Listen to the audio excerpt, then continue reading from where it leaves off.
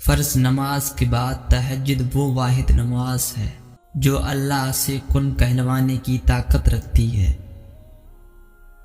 جس کے نصیب میں تہجد کا سجدہ لکھ دیا گیا، اس کے نصیب میں اللہ تعالیٰ کا پیار لکھ دیا گیا۔ کبھی کبھی انسان لڑتے لڑتے تھک جاتا ہے، پھر آخری امید رات کی تنہائی میں تہجد کے سجدے میں آنسوؤں سے اللہ سے باتیں کرنا ہوتا ہے اور دل ہلکا ہو جاتا ہے۔ معجزوں کا دروازہ تو ہمیشہ سے کھلا ہے تمہارے لیے۔ کبھی تم نے تہجد میں مانگ کر دیکھا ہے؟ تہجد تو ہے ہی معجزہ۔ تمہیں تہجد نصیب ہو گئی تو تمہیں وہ سب نصیب ہو جائے گا جس کی چاہت ہے تمہیں، اور پھر یقین ہو جائے گا تمہیں کہ معجزہ ہو گیا ہے۔ تہجد تمہارے اور اللہ کے درمیان ایک مقدس وقت ہے، تمہاری دعاؤں کی قبولیت کی آخری منزل ہے۔ تہجد لاڈلی عبادت ہے، یہ رب کے لاڈلوں کو ہی حاصل ہے۔ بہنے والے تمہارے آنسو اللہ کو راضی کر لیتے ہی۔ ایسا کوئی زخم نہیں ہے جس کی تہجد میں شفا نہیں۔ تہجد کی دعائیں اللہ نے بس کن کہنے کے لیے بنائی ہیں۔ تہجد کے سجدوں میں مانگی گئی چاہتیں اللہ قیامت تک سلامت رکھتا ہے۔ تو پھر تم اسے رات کے اس پہر اٹھ کر دکھ سنایا کرو، یقین کے ساتھ دعا کے لیے ہاتھ اٹھایا کرو۔ الفاظ نہیں ملتے تو بے بہا آنسو بہایا کرو اور اس کو بتایا کرو کہ ابھی بھی منتظر ہو تم اس کے ایک کن کے، ابھی بھی معجزوں کی راہ تکتے ہو، اور تم نہیں جانتے مگر وہ رب جانتا ہے۔ تمہارا سجدوں میں تکلیف سے بہایا ہر آنسو اس رب سے تمہارے لیے قبولیت کی منظوری لکھوا جاتا ہے۔ تہجد کا پہلا غم کا سجدہ ہی آخری غم کا ہوتا ہے، کیونکہ اس کے بعد کوئی غم نہیں ستاتا اور نہ ہی کوئی زخم جگاتا ہے۔ پھر تو انسان خوشی سے جاگتا ہے، اپنے رب سے ملاقات کی غرض سے جاگتا ہے۔ تہجد کا وہ پہر جب دنیا آنکھیں بند کیے سو رہی ہوتی ہے، اسی پہر تو اللہ اپنے معجزوں کے دروازے کھولتا ہے۔ آپ کے اٹھے ہاتھ بھلے ہی گنہگار ہیں، آپ کی دعائیں بھلے ہی کمزور ہیں، لیکن وہ جو ہمارا اللہ ہے نا، وہ بڑا طاقتور ہے، وہ بڑی قدرت رکھنے والا ہے۔ اگر چاہتے ہو کہ تمہاری سب دعائیں قبول ہو جائیں تو تہجد پڑھا کرو اور اللہ پاک سے اپنے دل کی سب باتیں کیا کرو۔ اس وقت اللہ تعالی ہمارے بہت قریب ہوتا ہے۔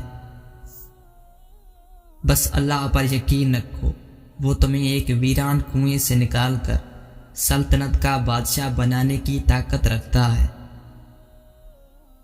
اتنا یقین دل میں بسا لو کہ وہ چاروں طرف سے معجزے بھیجے گا تو پھر وہ واقعی بھیجے گا۔ قبولیت آتی ہے جب تم دنیا کے پیدا کیے ہوئے وسوسے رد کر دیتے ہو۔ اللہ کیسے نہیں دے گا تمہیں وہ جس کے لیے تم سجدوں میں آہیں بھرتے ہو؟ وہ تو تم میں ہی رہتا ہے جسے دن رات تم آسمانوں میں ڈھونڈتے ہو۔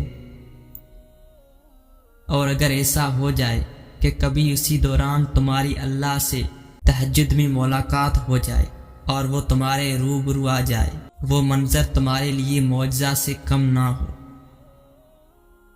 اس وقت اللہ اور آپ کے درمیان ہونے والی گفتگو، آنسوؤں سے بھری ہچکیاں، دل میں کی گئی باتوں کی آوازیں صرف اللہ کے سوا اور کوئی نہیں سن پاتا۔ جب اللہ دیکھتا ہے نا کہ تم نے اس پر بھروسہ کرنا سیکھ لیا ہے تو وہ اس بھروسے کا ہاتھ پکڑ لیتا ہے مضبوطی سے اور تمہاری چاہت کو تم تک لانے کے لیے کن کا اشارہ کر دیتا ہے۔ جو دعائیں پوری نہیں ہوتی وہ تہجد میں پوری ہو جایا کرتی ہیں۔ تمہاری منزلیں اب دور نہیں ہیں، تم دعا کے لیے ہاتھ اٹھاؤ تو صحیح۔ قبولیت تو بہت پہلے سے طے ہے تمہارے لیے، تیری تو بس اللہ نے تمہاری دعائیں سننے کے لیے کی ہیں، معجزے تو ہمیشہ سے تیار کھڑے ہیں تمہارے لیے، بات کن کی اب صرف تمہارے مانگنے پر رکی ہے۔ آنے دو اسے جو اللہ کے لکھے ہوئے نصیب سے آ رہا ہے، شاید وہی تمہاری رضا بھی ہو۔ توفیق ملی ہے تو مانگتے رہو، ہو سکتا ہے جو تم چاہتے ہو وہ انہی دعاؤں کے بدلے ملنا ہو۔ ناممکن چیزیں بھی ممکن ہو جاتی ہیں جب بات تہجد کی دعاؤں پہ آتی ہے۔ تہجد تک آنا رب سے عشق کا ثبوت ہے، اور اس عشق کے لیے وہ رب خود تمہیں چنتا ہے، اور جسے چن لیتا ہے اسے مکمل کر دیتا ہے۔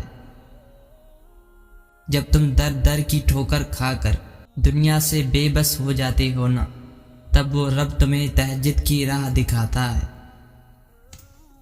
تہجد تو معجزوں کا ایسا آسمانی دروازہ ہے جس سے گزر کر دنیا کے سارے دروازے کھل جاتے ہیں، جس سے گزر کر درد کے مارے اللہ تک پہنچ جاتے ہیں، اور ٹوٹے ہوئے دل ہمیشہ کے لیے جڑ جاتے ہیں۔